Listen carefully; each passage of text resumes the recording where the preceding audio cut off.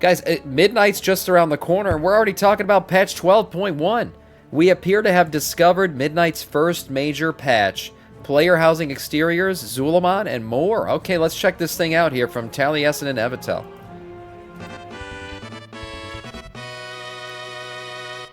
Hello, Internet. Taliesin here. Oh no, sorry. Apparently a player with that name already exists. Okay, well, Taliesin here, and welcome to another episode of the Weekly Reset. Taliesin and Evertel's wondrous wisdom show. In a week where we got to explore the new zone of Zul'aman and play its story and dungeons and delves, and also discover some big red bot news about the future patches of Midnight, which I cannot wait to talk to you about. But we also saw some big housing updates on the alpha, just in time for everyone to get a go of it on the PTR this week. So they thought. Yeah, Blizzard released a blue post this morning, kind of pulling all this back, saying, actually, it's not ready. So you can't actually do this. You will be able to if you go download the PTR. When Blizzard finally does it, you should be able to test out player housing. It was supposed to be from the 13th until the 16th. I wonder if they're going to extend that time period because nobody was able to play it on the 13th. But you will be able to test out player housing on the PTR when Blizzard finally makes it available. PTR this week. So much to cover. But before any of that, whether or not you let's pre-order. have a little bit of quality Evertel time with the news rundown. Welcome to Evie's News Rundown. Let's run down. Hang on, before I start, I'm just going to start looting this mob in Suramar, and hopefully it'll be done by the time I finish the section. Yes, lag. Legion Remix is a week old, and so you've already maxed out your artifact and bought all the stuff you want, right? Obviously, it's a laggy, messy, joyous shit show, just like you'd expect. But I want to take a moment here to immortalize in the rundown the funniest bug that could possibly have happened, which absolutely happened, which was after months of players saying they wanted Mage Tower artifact appearances in Remix, and Blizz saying, no, we don't want to give you Mage Tower artifact This was so bad. I'm going to let her say this was so bad. appearances in Remix. Players logged in on day one and got given Mage Tower artifact appearances in Remix. It's so bad because it's like telling a kid like they can't have a cookie out of the cookie jar. So like the kid has a fit about it, right? They're all pissed off, but then they get over it eventually. And then what do? You take the cookie out and you put it in their hand. And just as they're about to bite it, you take it away again. It's like, bitch, you're not allowed to have cookies. What's wrong with you? That's literally what just happened. They gave all the Mage Tower appearances to all the druids. So they were so excited. They're like, oh my God, Blizzard just gave us a gift. And they're like, no, actually, we fucked up. You're not supposed to have that. We already said you're not supposed to have that. So it reminded everybody of how pissed off they were about the Mage Tower appearances. Literally for nothing, what a shit just show. for logging in. It was a disco cat and werebear People were happy, bonanza, and then sad. but it's over now. The appearances are gone, or soon to be gone, and it's already old news. But man, the one thing Blizz definitely didn't want to happen. Maybe next week we'll all log into Dalaran to find our character's hair showing under our hats, and Blizz would hotfix that out too, I bet, the monsters. Don't get comfy though, because 11.2.7 will be on the PTR by the time you watch this, including the player housing stress test open to all, and The test was so stressful it hasn't happened. thing in the game that has potential to be even Can't more do it of a yet. shit show than trying to fight or loot or fly or do anything in Remix Suramar. Make sure you join in the carnage and get your first taste of housing, because honestly, Right, it's Cadence? beautiful. You're going to like it. There's the Pandaren Heritage Armor, which is actually kind of out there in some of its choices, up, but Rob? also has more than enough ropes and beads to make any monk player feel right at home. There's the return of the Brawlers Guild with new tweaks to the classic fights and housing decor rewards. Man, Blizz is gonna get me doing any old shit from now on, aren't they? All it's gonna take is giving me like a sink or a shelf or something, and I'll be like, yeah, I'll stand around for 20 minutes in the brawl. Yeah, I mean, this is a great thing about all these items being made available, especially retroactively. We just went through a lot of the items for player housing. There's so many PvP ones that I think you're going to get a lot of people to go do PvP. Like, you're going to get people to do Warsong Gulch and all this stuff again just to get all these items. There's a ton of stuff that you can get right now, and you can get them right now.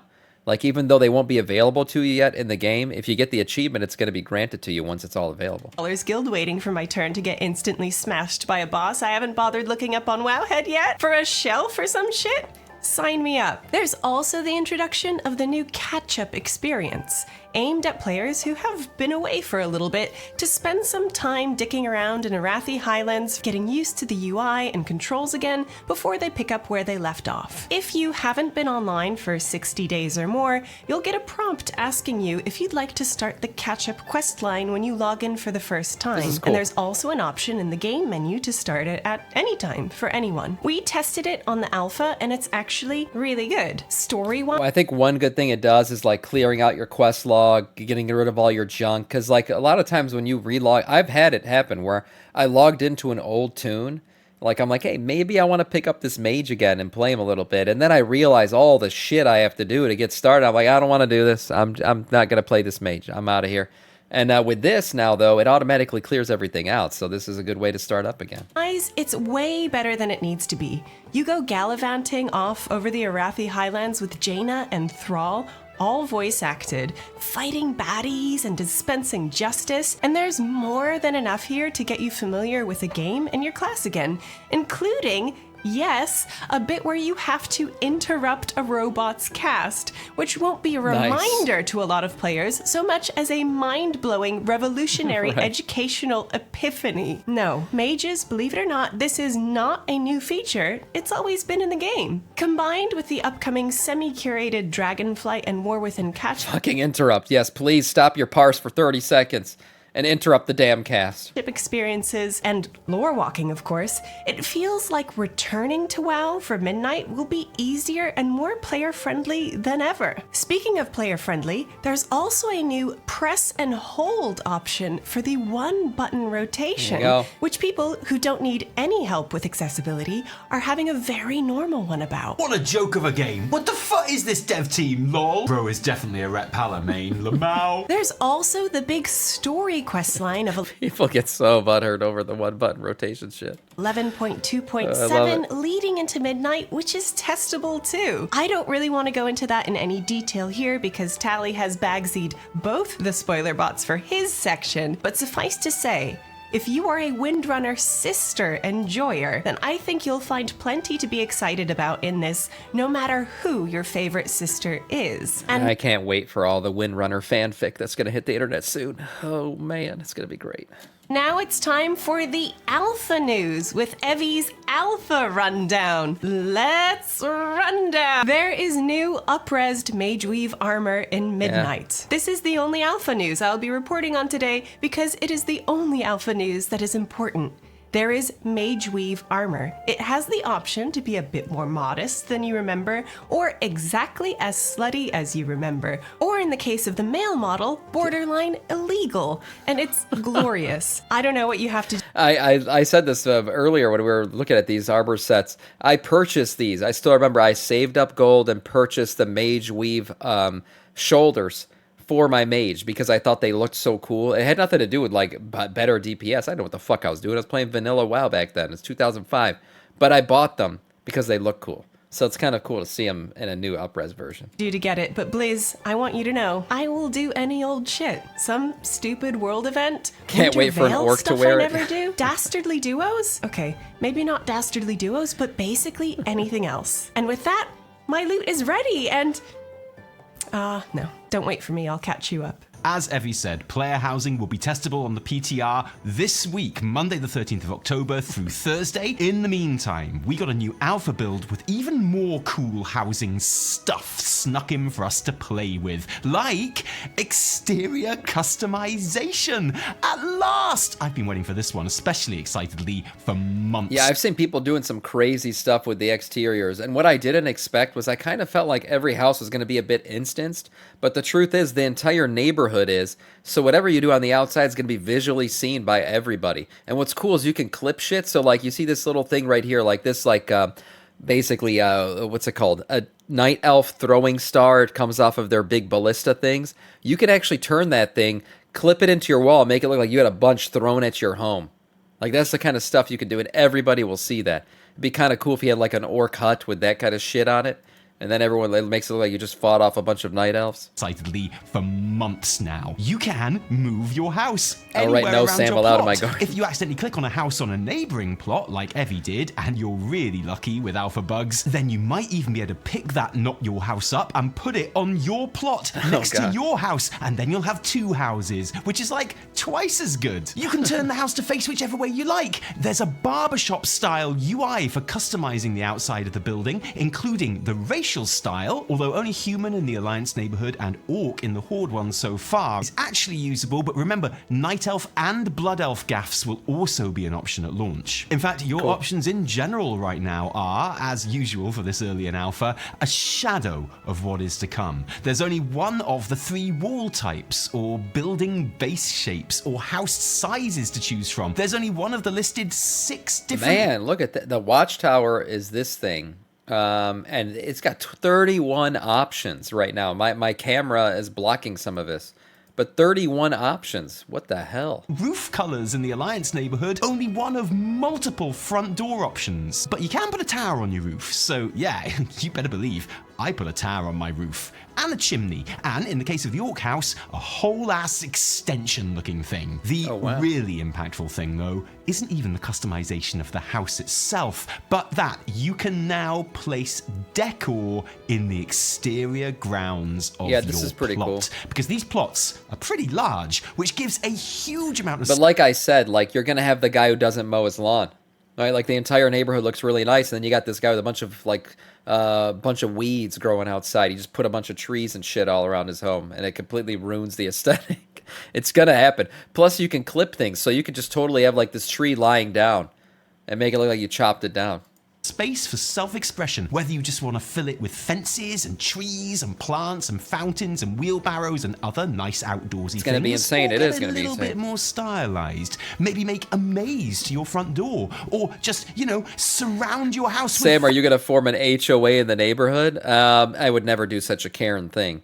But that doesn't mean I won't be judging and spitting on people's lawns who absolutely create travesties. Look at this. You've created a fire pit outside of his home. Fire! And all those outdoors decor items can be placed on your house too. Hang sconces and drapes from the walls. I currently have a goblin rocket sticking out of my roof because I can. You could armor plate your entire home in whatever table or barrel or whatever texture you like. Make cannons! I made a big sign that said hello. That's the kind of player housing person I am. And you know, the fact that I was able to write words on a sign that could be seen by anyone from quite far away. Oh, man. Oh, no. You could just write words that can be seen. Oh, God. It's all going to be racial slurs and sexual innuendos. I mean, this is the WoW community we're talking about. People are going to do all kinds of shit. Yeah, Blizzard's going to have to monitor this one. Yeah, big dicks everywhere. I mean, that's probably like the best that the WoW community is going to... The big dick is going to be fine. It's all the other shit. Way is definitely fine. That's definitely something that isn't going to cause any problems at all at any point. I predict no problems with or discussions about being able to create words and pictures on our player housing in the future. Legitimately though, I hope there are no problems because I had great fun with this. Once I had a sign, I thought, well, you know, I might as well make a little shop. So now the front of my house is a little shop. I love a little shop. It really is kind of wild, the amount of freedom and potential that you have here. But what's really wonderful about all of this is how much it transforms Every sign will be a the penis, entire neighborhood. Because overnight, flying around the place was 1000% more interesting. Whereas before, each plot was basically... Monstayu, thank you for the follow, man. Welcome to our Scourge. Love the little shop. Yeah, I do too. He created some cool stuff. This guy's got like a backyard set up and everything. A flat square of nothing with the exact same home in the middle. Now it's a whole world of new environments and biomes that... Look, as much variety as there is here, you're also going to have so many WoW Andes out there who just have like the folding chair and the TV. Like, because that's how they live in real... They're the divorced dads and shit, right? Like that. They're just going to recreate that in the game and that's it. players have built around themselves. And it makes you realize how unique and explorable the sheet on the floor, each like the individual bed on the floor with no will frame. end up being, with a fraction of the options that we will end up having. And you might well be thinking, well, that's awesome, Tally, but where did you get all of that new decor from? You probably weren't asking that, but you should have been, because now there are loads of vendors in the neighborhood town centers and capitals selling all kinds of stuff, like literally hundreds of items between them for gold. These don't look expensive, but man, Blizzard's gonna sell so many WoW tokens. They're gonna sell so many WoW tokens to the player housing Andes. This is gonna make them so much money. Not only that, I mean, the Blizzard store is gonna have shit for sure. Eventually trading posts, but man, they are going to make a lot of money off of this. Now, obviously, when housing is live, these won't be the only ways to get decor. There'll be crafting and quests and achievement rewards and trading posts and... Greg from accounting will finally have a home he wants to go to. True. Although maybe he'll build a basement in that home too, because that's just where he finds like comfort mentally. It's where he escapes in his real home, so maybe he'll build a basement in his fake home too. Cash shop as well, but for now all we have are these friendly vendors who you buy individual items from and then individually click each individual item in your bag for like a 1-second cast time that then adds the item to your shared warband item decor chest, which I'm sure is absolutely fine and dandy if you're just buying a couple of things at a time, but I was starting a whole ass collection here, buying at least 5 of each item, and like I say, there are absolutely shed loads. Actually, there is also a shed. Blizzard, can we please just have it go directly to your... Do we really got to do the clicking game here? Oh, no. So the process of clicking each one in my bags took absolutely forever and made me very, very angry. There's some feedback right there, Blizz. I was angry. Maybe a deposit all button or something would be helpful here? I don't know. Oh yeah, and those beautiful curtains with the physics that we saw last week are for sale on the vendor in Founders Point. So what the shit? They've got physics on these things? You can have genuine swishy drapes in your house. It's glorious. Oh my god. Just go swim. Oh, the sex dungeons that will be created out of Moonguard. It's going to be unbelievable. You're going to walk behind a curtain you shouldn't have and see something you shouldn't have seen. But that's your fault. You walked behind the curtain. There has also been a decor catalogue added to the housing tab, which is very much a work in progress right now, but which will presumably work like the mount or transmog tab, showing all available decor items with information, hopefully, on where to get them if you haven't collected them already. Obviously, this being alpha, the most interesting ungans in this list are the ones marked DNT. Do not test, and feature Nazjatar decor, Fungarian and Rutani decor, tons of new Silvermoon and Suramar decor, Haranir furniture, where the Haranir are referred to in the files as wild elves, which I like, I just think that's funny, and at least some of these are probably connected to Endeavors, the monthly neighborhood event that residents will vote on and then complete for cool decor and House XP progression, said like I know what that means, but we've not been able to test it, so I don't really know what I'm saying at all when it comes to House XP progression. But I'm hoping if I say it confidently enough, no one's going to notice. So, House XP progression! And yeah, we haven't been able to test Endeavors yet either, but Wowhead have data mined some icons and descriptions from what look to be upcoming events. So we've got one about some Grummel brewers stopping by the sounds of the description, just to get everyone drunk. And okay, cool, there's one where the Sporagar pop over to help the neighborhood farmers. So I mean, I hope you like mushrooms, because you're going to be growing a lot of mushrooms that month. There are endeavors themed around kobolds that sound focused around lighting upgrades, ethereals, Niffen, Val'sharah, and more besides. Nice, the Niffen be sniffing, and we got ethereal shit coming, that's cool. That Wowhead article that we'll be linking in the description below, along with a host of others that go into way more detail about everything we cover in this episode, so you can peruse them at your leisure. Also, in the decor catalogue, there's a whole collection labelled Shop Spring, which features painted eggs, garden gnomes, flower chairs. Shop, where do you guys think these are coming from, huh? Yeah? Fuck, where do you think these are coming from? Real hardcore money. That's right, the shop. We all knew it was going to happen. Here it is. And cherry blossom gazebos. A glimpse into housing's real money future there, I think. That's right. Also on the alpha this week, we have been barred from the joys of Eversong and sent instead to the zone of Zul'aman to test the campaign and side story quests there, as well as 2 zone dungeons and a couple of new delves and something which I think is going to end up I am really interested to hear the Amani Troll Zone music. I like the troll. The music he's playing right now. The Zandalar music and all. I love that stuff with the flute and everything. WoW music is just peak for me. It's a vibe. I love it. And I'm really interested to hear how the Amani Troll, like kind of a new version of it, what the music's going to sound like. very important in the future of Midnight, and what zones and encounters might be on the cards in the coming patches of this expansion. As a certified troll enjoyer, this is a week I've been looking forward to on the alpha, partly because in the shots we've seen, the Zul'aman zone has looked incredibly beautiful, with tall pines and mountain foresty goodness that is absolutely my all-time favorite WoW zone vibe. There's the part of the zone that you will recognize from the TBC days. There's a misty bit of the zone, and a voidy bit of the zone, a rainy mountain bit of the zone, a massive bridge right across the... Wait a minute, is that the Sunwell? Like, can you see the Sunwell from that far away? Did you guys see that? I thought bridge right across the middle of the zone, which we'll talk about later, but mostly... Where the hell was it? It was like one of these shots that he quickly went through. Let me see if I can find it has again. looked incredibly beautiful, with tall pines and mountain foresty goodness that is absolutely my all-time favorite WoW zone vibe. There's the part of the zone that you will recognize from the TBC days. There's a misty bit of the zone, and a voidy bit of the zone, a rainy mountain... Right there. Right there. That's Silvermoon out in the corner? And you can see that far away? Damn. But that was pretty cool.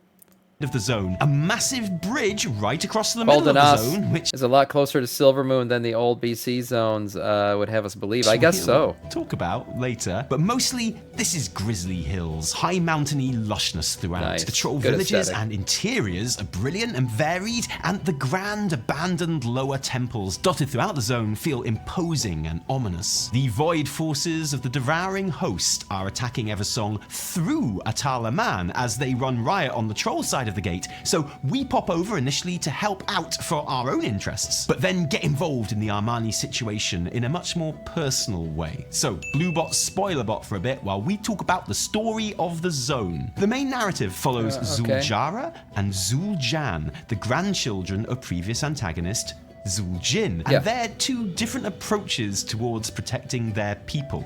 Zul'jan is all about big displays of power and constantly being on the attack, with a startling disregard for the lives of his own troops in the process. Zul'jara goes on a journey of self-reflection and reconnection to the abandoned... You can see a lot of stuff multiple zones away, like the beam from the Sunwell can be seen from Stormwind? Really? Shit. Well, I mean, that's cool. That creates more immersion. And lower like around the zone, accompanied by the player and Lady from Liadrin. Stormwind. This That's whole storyline insane. goes pretty much as you would expect. The Blood Elf and the Troll, ooh, they don't like or trust each other very much, but eventually come to respect each other and see things from a new point of view. Zul'jara undergoes individual trials to reconnect to each lower. The lower of victory, the lower of the hunt, There and was the lower again. of fire. One of the more interesting and less predictable parts of the story is how Zul'jara's arc changes her. All of these realizations basically just serve to make her more bloodthirsty too. With every new trial, she's filled with a lust for battle and blood that wasn't there before, and this is generally shown as a really good thing, like an improvement that she had to make. I'm looking at these right now, the movements of them. The Abadi Trolls look like they have a lot of cool, really cool, like standing around, looking around movements and motions. A lot of people thought these were just like reskinned orcs, but no, it's looking like their skeletons are very customized. She was lacking before, which is weirdly quite refreshing and troll-like. In this case, I thought it was... The achievements got to make these guys playable, right? Like, we saw the whole achievement where you can create Amani Troll, what is it, customizations they called it, on your Darkspear Trolls. They got to put this body slot as a body choice, right? Hopefully. That's our only shot at getting playable Amani Trolls at this point. Pretty cool. You may have noticed that I've listed 3 of the lower so far, and you might remember Mr. GM's interview with Ian a couple of weeks ago, where he promised we would encounter 4 lower, or at least 4 that we're familiar with. And that's because the trial we take part in for Nalorakk, the bear lower of strength, is played out in the Den of Nalorakk dungeon as part of the questing. So I decided to do this instance for the first time as a follower dungeon to make sure I didn't miss any of the story, which was really cool. Smart. And it's probably the most interesting and unique feeling of the new dungeons so far too. The first section is called The Foraging and sees the dungeon party collecting food, either by looting fruit baskets protected by mobs or fishing in the streams to lure away the 6 spirits of hunger who are subjugating the Horde-monger so that we can kill him. Kill the Horde-monger, basically. The Horde-monger is dead. I bet the Alliance-monger is still alive, though, isn't he? Screw you, Blizz, with your blatant faction bias. There's a cool gauntlet bit where you have to navigate a really long, windy, snowy ravine with a proper ice boss at the end, with a proper old-school Super Mario 2-style slippy ice floor, which honestly great. it's just something we don't see enough of in video games in the 21st century. And then we have to prove to Nalorakk how strong we are by hitting him really hard. And then we get his blessing. And that's nice, isn't it? I really enjoyed this dungeon. It's got a fun variety That'd be a really cool druid form for druids to get. He looks really cool. of different environments. tusky It's boy an bear. integral part of the zone's story. And I think it's going to be relatively short. And yes, that is an important point. I tried out the 2 new available delves this week as well. You might remember in the last episode, I was a little bit underwhelmed by the week 1 alpha offerings, mostly because they both leaned heavily into using existing maps that I was already pretty familiar with. So this time out, I was very much hoping for a couple of fresher feeling environments. Would I be satisfied? Let's look first at Atala Man, where you fight back the Twilight cultist forces from the ruins of the temple, and which uses the same map as the opening area of the Zul'aman campaign quests, where you push back void forces from the temple, and also of course is the same setting as the Zul'aman instance from Burning Crusade. Okay, I know what you're thinking, but actually in this case I did not mind the reuse of the map. The opening zone quests that take place in this area in the questing are over pretty quick, and you move on from the area very fast with no real reason to ever go back again. So this delve feels like it's utilizing the space in a really fun and worthwhile way. Jumping in to take part in a battle which is like constantly raging. It's also just a really cool area to do a delve in, you know? Completely open, running around, and I feel like the potential Yeah, we got used to underground delves a lot in this expansion. It looks like we're getting a bunch of like just open space delves, which is cool. to swap this one up as the expansion goes on is super high too. So genuinely, I think this is going to be a delve that people really like. I think a delve that people might really hate though is Twilight Crypts, which is the first delve we've tested so far that has a completely new and unique map and is set in the narrow, twisty, turny corridors of the inner temple. It's all relatively straightforward and claustrophobic feeling. There's lots of flipping switches to open gates and progressing in a very linear fashion towards the end. So I want to get in ahead of the community on this, and I want to absolutely stan Twilight Crypts. I love this delve. Delves where you're fighting an open battle or cleaning up baddies from a city are all very well and good, but this feels like it's truly worthy of the name delve, you know? It's got that old school fantasy feel of, yeah, we're going into these old tombs to find treasure. Greg from accounting is going to be absolutely astounded with this stuff. These delves were a big ad in the War Within, so it's good to see them being iterated on. Robbie sent me a link. This shows the Sunwell pretty far away. I'm playing the alpha of World of Warcraft Midnight, and as you all know, you saw it in the trailer, this void sphere, and how powerful is the... How far away? There's the void straight out there. Oh, wow. He's in attacking Westfall? Silver Moon City. It's 20,000 yards off, according to the map here. You'll be Damn. able to see the Sunwell shooting straight up into the void. That's soon as we crazy. get high This has enough. got to be some This new is the tech. most To be able unbelievable to see it thing from that far away. I have ever seen. And there. Wow, look See at that. that? Shit. Isn't that absolutely amazing? This is on the other end of the Eastern Kingdoms, the bottom half. That's crazy that you're seeing all the way to the upper part of the Eastern Kingdoms.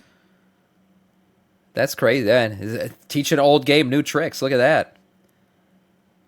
And there's weird little traps and little puzzles and skeletons and shit down here, and that just felt like a great throwback. Donald, see him. Thank you for the Prime, man. I appreciate that. Thank you for the sub. Death For Knight those of our reasons. Scourge. I kept thinking of my old favorite game, Gauntlet, as I was playing it. It's as far north as you can was go, my yeah. actual old favorite game, but you know what I mean. I think eventually people might get a little No, bit I don't have bored of alpha. the linear nature of this delve and gravitate towards the more open ones. But right now, at least, yeah, Twilight Crypts is my fave. And that's pretty much Zul'aman for now. Today, I'll say that as a zone, it hit a lot of the points I was hoping it would, you know? That earthy old WoW feel, a chance to get really immersed in an ancient Azeroth culture, cool old temples and stuff. I totally accept I have a bias here because I love troll shit.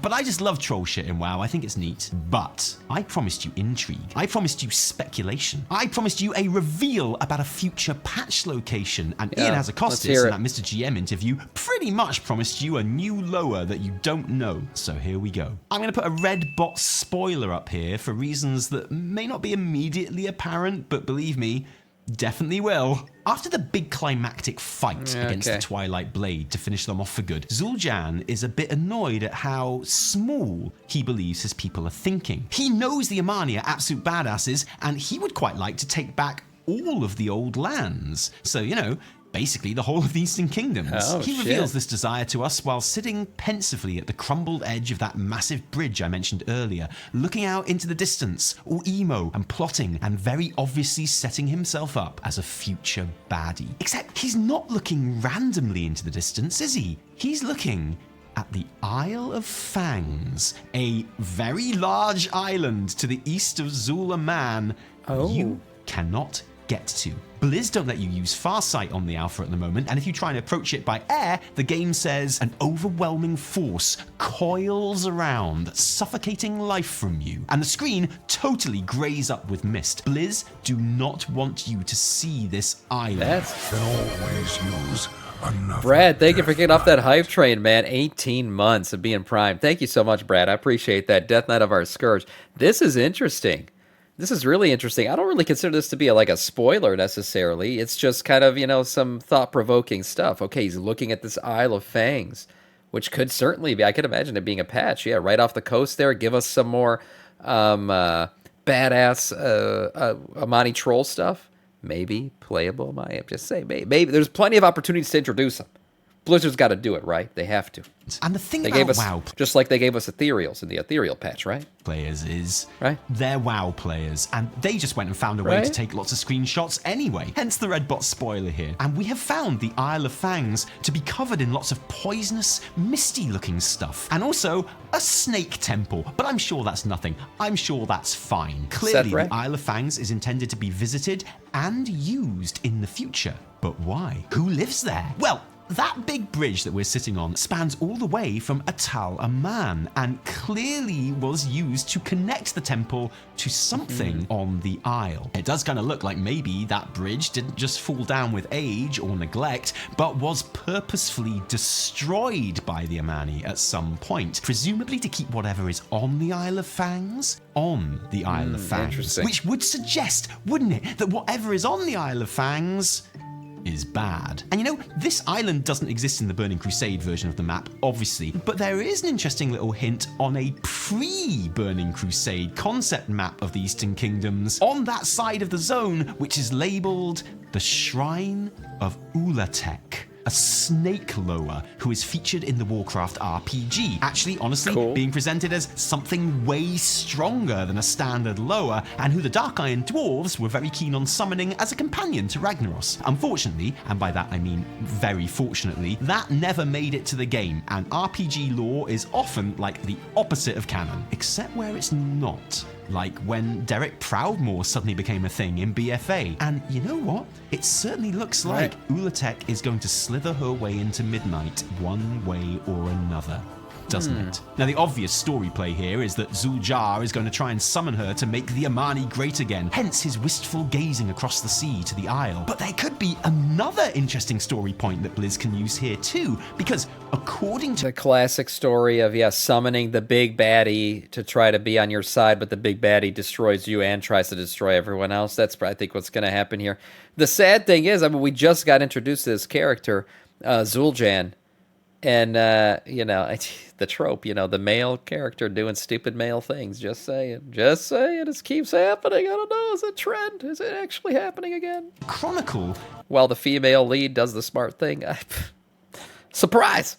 There's a Black Empire general buried under Zul'aman called Kithix. Actually, Kithix is the baddest of all the Black Empire generals. He was originally probably going to appear in BFA at the end of the Zandalar campaign. The model for the general who does eventually appear, Mithrax, was originally labelled Kithix in the files. There is also, incidentally, an Isle of Fangs on Zuldazar too. I do feel like they might really have been planning something like this story for that zone vaguely at some point. But back in Midnight, could there be a cool, bad, lower Black Empire crossover thing about to go down here? And I know what you're thinking. You're thinking, ooh, that sounds fun, Tally. Nice little island to go on, take on some old lower. Sounds like a good, solid 0.7 patch, like 12.07 or 12.17, a mini patch zone there, good find. But I don't know, man, if there is Black Empire and Voidy stuff getting involved here, then actually this could tie in very strongly with the main plot of Midnight, and suddenly we could be getting into major patch territory with the Isle of Fangs. Yeah. Also, and I probably should have mentioned this earlier, but this zone is huge, like